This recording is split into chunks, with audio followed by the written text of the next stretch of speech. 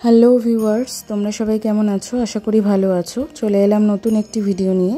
বেশ কিছুদিন আগে পৌষ কালী পুজো ছিল, তো পৌষ কালী পুজোর দিন আমি চলে গেছিলাম উত্তর কলকাতারই খুব পরিচিত একটা মন্দিরে, মা ভবতারিণী। তিনি আরও বেশি পরিচিত মা ঘোমটা কালী হিসেবে।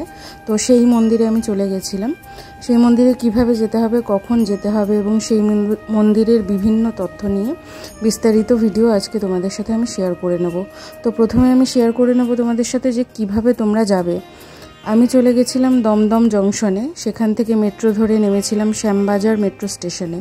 মেট্রো স্টেশনের 4 নম্বর গেট দিয়ে বেরিয়ে মেট্রো স্টেশনের গেটটাকে বাহাতে রেখে একটু সোজা এগিয়ে গেলেই তোমরা পেয়ে যাবে বলরাম ঘোষ স্ট্রিট। সেখানে শ্যামপুকুর পুলিশ ফাঁড়ি, তার ঠিক পাশেই রয়েছে মা ভবতারিণীর মন্দির। তোমরা যদি শ্যামবাজার মেট্রো স্টেশনের 3 নম্বর গেট দিয়ে বেরো তাহলে দেখবে সামনেই মনীন্দ্র কলেজ পড়ছে। সেক্ষেত্রে তোমরা রাস্তাটাকে ক্রস করবে, মানে অপোজিট সাইডে এসে তোমাদের সোজা চলে যেতে হবে শ্যামপুকুর পুলিশ ফাঁড়ির সামনে। সেখানে গেলেই তোমরা ভবতারিণী মন্দির দেখতে পাবে। এই মন্দিরটি যেহেতু ঘোষ বংশের উত্তরসূরি প্রতিষ্ঠা করেছিলেন, তাই এই মন্দিরটি ঘোষ কালীবাড়ি নামেও পরিচিত। এখানে মা ভবতারিণী যেহেতু মাথায় ঘোমটা দেওয়া, তাই অনেকে এই মন্দিরটিকে মা ঘোমটা কালীর মন্দির নামেও চেনেন। বলরাম ঘোষ স্ট্রিটে অবস্থিত মায়ের মন্দিরটি মনে করা হয় আনুমানিক 1295 বঙ্গাব্দ, মানে 1888 খ্রিস্টাব্দের 5ই বৈশাখ প্রতিষ্ঠা করা হয়। মন্দির প্রতিষ্ঠা করেছিলেন তুলসীরাম ঘোষের পুত্রবধূ ও সারদা প্রসাদ ঘোষের মাতা শ্রীমতী দয়াময়ী দাসী। বলরাম ঘোষ ঢাকায় মুর্শিদ কুলি খাঁর অধীনে প্রথমে চাকরি করতেন। পরে তিনি চাকরি ছেড়ে কলকাতায় এসে শ্যামপুকুর অঞ্চলে জমি কিনে বাড়ি তৈরি করেন। তো তার নামে এই রাস্তার নাম বলরাম ঘোষ স্ট্রিট। বলরাম ঘোষের উত্তরসূরি যিনি ছিলেন তুলসীরাম ঘোষ, তিনি একদিন স্বপ্নে দেবী কালীর দেখা পেয়ে প্রথমে একটি মা কালীর ছবি আঁকান এবং প্রথমে সেই মা কালীর ছবিতেই তিনি পুজো শুরু করেন। শ্রীমতী দয়াময়ী দাসী কলকাতায় আসার পর মন্দিরটি প্রতিষ্ঠা করার কাজ শুরু করেন, কিন্তু তিনি বেঁচে থাকতে থাকতে মন্দিরটি সম্পূর্ণ হয়নি। তিনি পরলোক গমন করার পর তার পুত্র সারদা প্রসাদ ঘোষ এই মন্দিরটি সম্পূর্ণ করেন।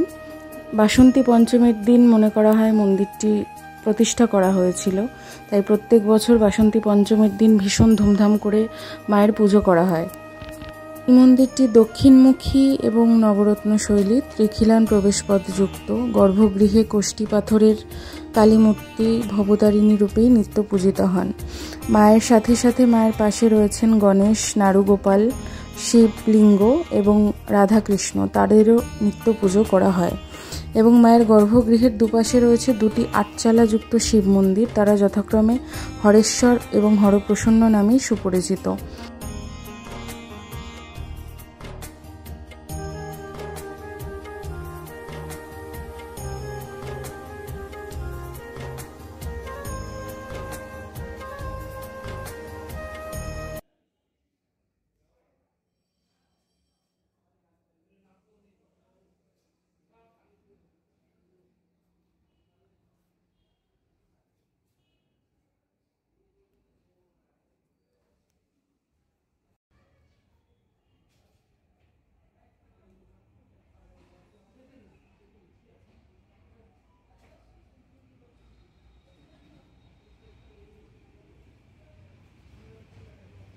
শিব মন্দিরেও এখানে নিত্য পূজা করা হয় এবং শিবরাত্রির দিন বিশেষভাবে ধুমধাম করে পুজো করা হয়। আশেপাশের লোকজন শিবরাত্রিতে এখানে বাবার মাথায় জল ঢালতে আসেন।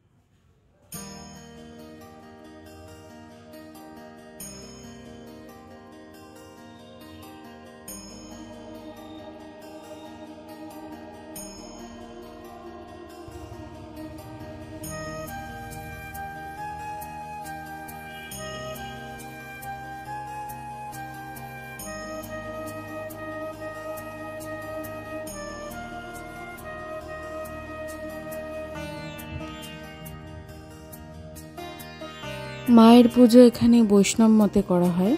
মায়ের ভোগে থাকে নুন ছাড়া লুচি, 5 রকমের ভাজা, বোঁদে ও মিষ্টান্ন।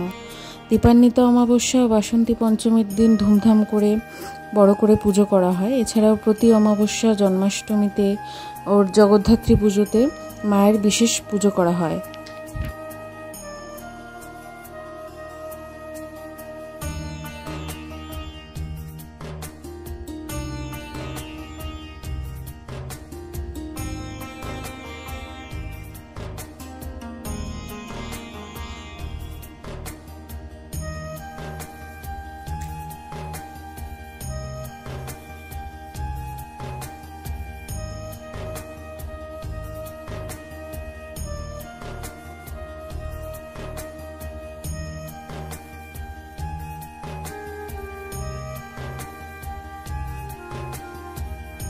মন্দিরের ঠিক সামনে মানে মায়ের গর্ভগৃহের ঠিক উল্টো দিকে রয়েছে একটা বড় নাট মন্দির।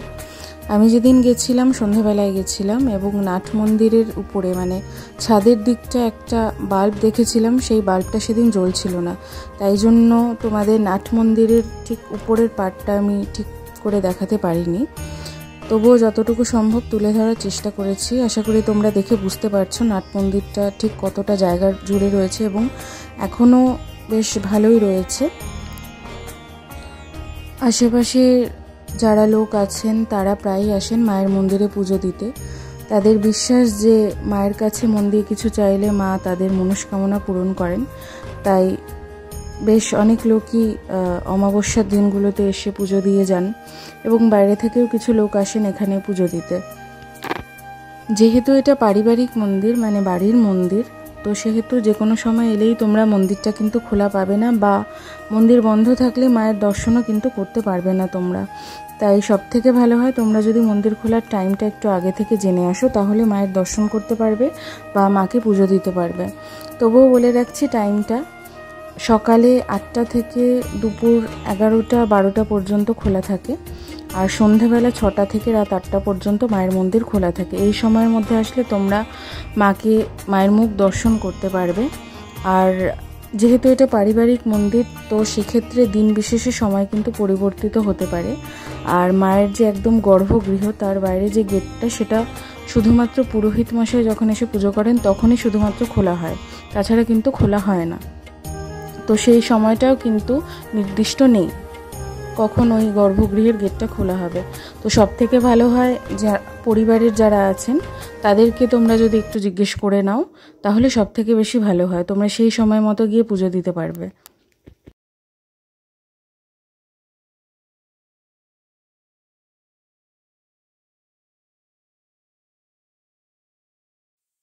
তোমরা যদি শান্তিতে নিরিবিলিতে মায়ের দর্শন করতে চাও, মাকে পুজো দিতে চাও, তাহলে অবশ্যই আমি সাজেস্ট করব একবার উত্তর কলকাতা শ্যামপুকুরের এই ঘুমটা কালী মায়ের মন্দির থেকে বা ঘোষ কালীবাড়ি থেকে একবার ঘুরে এসো।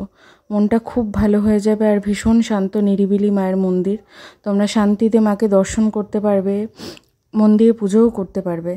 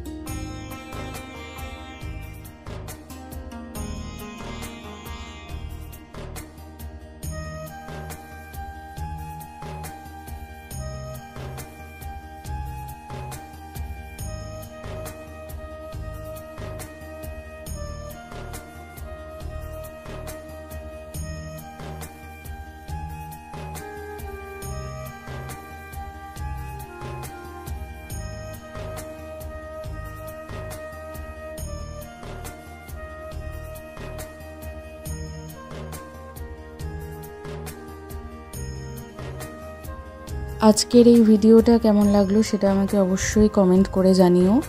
আমি নিচের ডেসক্রিপশন বক্সে মন্দিরের অ্যাড্রেসটা এবং কিভাবে যেতে হবে পথ নির্দেশনা আবার অ্যাড করে দেবো, তোমরা প্লিজ সেটা দেখে নিও।